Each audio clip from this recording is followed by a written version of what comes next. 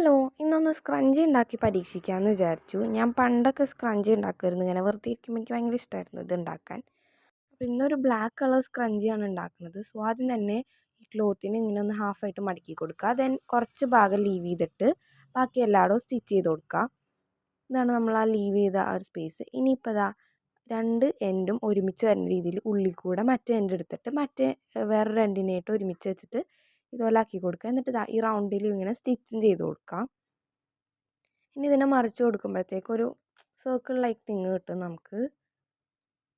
പ്രോപ്പറായിട്ട് സ്റ്റിച്ച് ചെയ്തില്ലെങ്കിൽ അവിടെ ഇവിടെയൊക്കെ ആയിട്ട് ഹോളും വരാൻ സാധ്യതയുണ്ട്. അപ്പോൾ പ്രോപ്പറായിട്ട് സ്റ്റിച്ച് ചെയ്യണം. പിന്നെ ഇതുപോലെ എലാസ്റ്റിക്കിൻ്റെ ഒരു എൻഡിൽ പിന്ന് കുത്തി കൊടുത്തിട്ട് നമ്മൾ ആദ്യം ഉണ്ടാക്കിയ ഹോൾ ഉണ്ടായിരുന്നല്ലോ, ആ ഹോളിൽ കൂടെ കയറ്റി മറ്റേ എൻഡിൽ കൂടെ എടുക്കുക.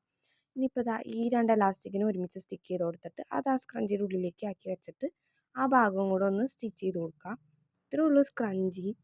ഞാൻ ഉണ്ടാക്കി വന്നപ്പോൾ എവിടെയൊക്കെ എന്തൊക്കെ ഒരു കുഴപ്പമുള്ള പോലെയൊക്കെ തോന്നിയിട്ടുണ്ടായിരുന്നു.